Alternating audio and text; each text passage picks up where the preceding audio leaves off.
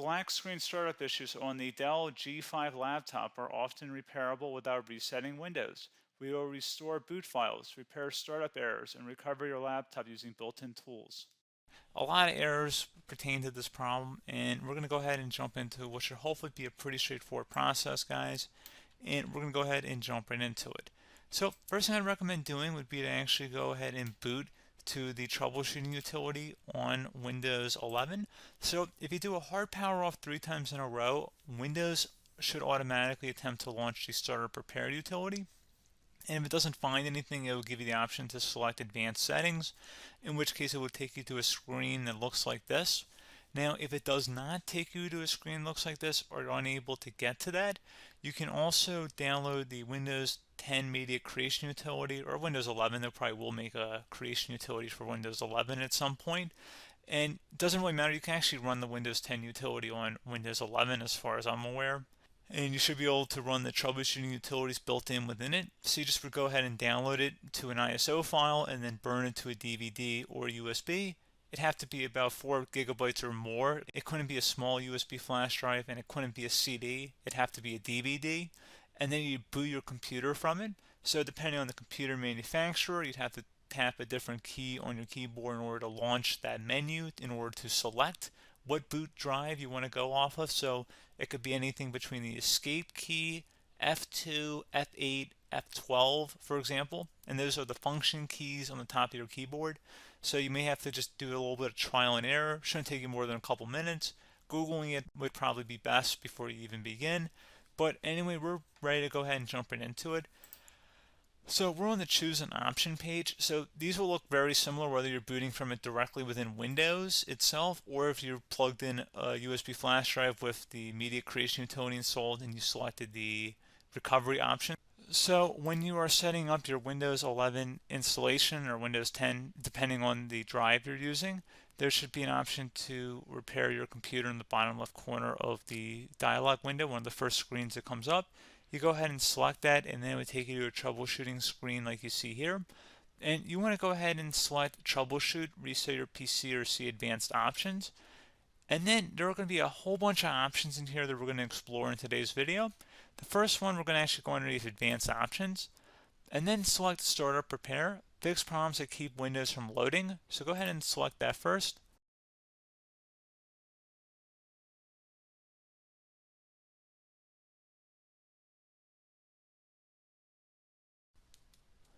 Okay, so you can see it could not repair our PC. That was our first option we could try. Something else, if we go back into advanced options here and then select troubleshoot, we're going to go underneath advanced options again. You can go ahead and actually access safe mode by selecting startup settings. And then if you select the restart button, you have the option on the screen select safe mode with networking, which will give you a key on the screen. It'll tell you which key to press to enter that. I believe it's the F7 key. It'll do that for you. I'm not going to go over that in today's tutorial because I don't really want to go into safe mode, but you're more than welcome to attempt that by going into here and then selecting restart. Again, it'll launch another screen. It'll say what key do you want to press, and it'll give you like 7 or 8 different options, and you want to select safe mode with networking. There's also an option for a command prompt too, but that's going to be something we're going to cover later in this video, and we don't even have to go through that in order to access it. So that's why I'm not going to really push for that, because unless you know exactly what's causing the problem, you probably don't need to go into safe mode. Unless you're trying to recover files, in which case then you definitely can go into safe mode, but we're trying to actually recover our computer here. So I hope that makes sense. Something else we can also try here as well would be to uninstall updates, remove recently installed quality or feature updates from Windows. So if you go ahead and select that, you can uninstall the latest quality updates, which generally is the more day-to-day updates.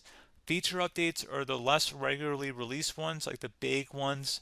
I would equate it to service packs in like Windows 7 and Windows Vista and Windows XP. So larger updates that occur once or twice a year at most. And the quality updates are more just a regular update. So probably obviously depend, it'll take longer if you're going to try and uninstall the latest feature update versus quality update. And maybe you don't need to go back that far. So just giving you guys a couple of pointers with that. Something else you can also look at here, and we're going to jump into the command prompt in a little bit, but you can select System Restore, which will use a restore point recorded on your PC to restore Windows. And this is something I would highly recommend here, guys. So select next. Assuming you have a restore point saved on your computer, you go ahead and select the most recently created one, and you'll select next, and then you'll select the drive. You shouldn't actually have to select the drive. You can scan for affected programs, but we're going to keep it all default here, and then we're going to select finish. So once started, system restore cannot be interrupted. Do you want to continue? I think we're going to select yes. I don't think we have anything better to do on our computer right now, so just give it a moment here to initialize. It will take a couple minutes to run, obviously depending on how large your hard drive is and how much is saved on the system restore point. So just give it a couple minutes here.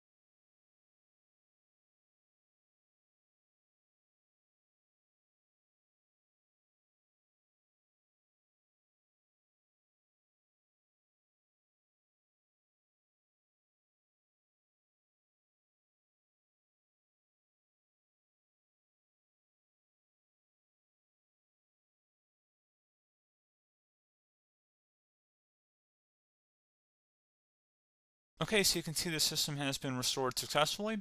We're going to go over a couple different methods in addition to that if that did not work. So I'm just going to pause the video and we're going to start back on the recovery screen that we started with. Okay, so a couple other things we can try here too. If you go back into troubleshoot, you can select reset your PC while you choose to keep or remove your personal files and then reinstalls Windows.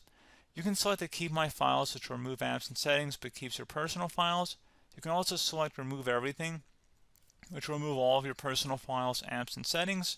So this is more of a factory reset, the second option here. First option, it should not delete all of your personal files. However, it will pretty much clear most of your programs. And keep in mind, there's no guarantee that your information, number one, is even still available and easily recoverable on your computer to the point that you actually would be able to recover anything. And the second point is that there's always a chance that it won't actually recover and it will just do a factory reset anyway. So there's no guarantee that actually would keep your files anyway. So I would recommend trying to get a recovery tool and backing that up first before selecting it anyway. But again, those are a couple different options. And then something else you can try here if you go back to the choose an option. Another option, if you go underneath choose an option and select troubleshoot, advanced options, and now select where it says command prompt. Okay, so the first thing we should do is type our main hard drive here. In most cases, it should be the C drive. So you just do a C colon and then hit enter on your keyboard. So once you're underneath the C drive, we're going to type in dir and then hit enter on your keyboard. It should have program files, users, and Windows all in there. That's how you know you're in the right directory.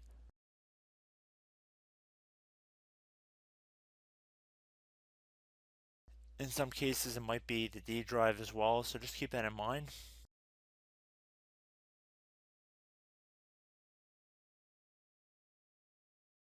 Next thing we're going to do is type in cd space / Windows / system 32 / config, and then you're going to hit enter on your keyboard.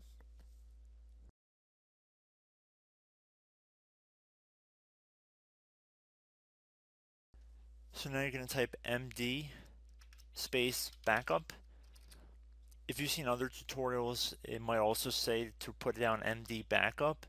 That's because the backup name is pretty common when you want to back something up. So you can name this whatever you want, doesn't have to be backup. So if you've already made a backup folder in the past, you could do backup 1, for example. So once you're done setting the name you want the backup to be called, hit enter on your keyboard again.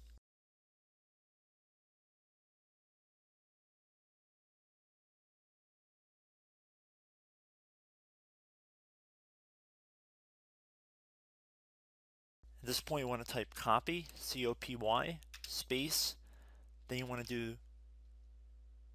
the star symbol above the 8 key, then do a period or a dot, whatever you want to call it, then another star sign, and then another space, and then type backup, and then hit enter on your keyboard.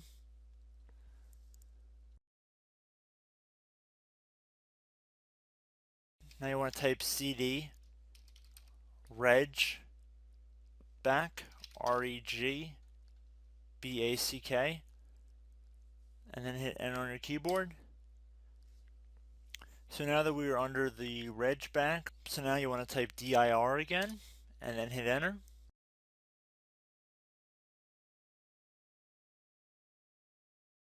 So now at this point we're going to type copy again. So copy, space, star sign, dot, another star sign, space, and then 2 dots. So we're going to type copy, space, star sign, dot, sign, star sign, dot, dot, and then hit enter on your keyboard again. So for overwrite, you want to overwrite all. So type A on your keyboard, so capital A, and then hit enter on your keyboard.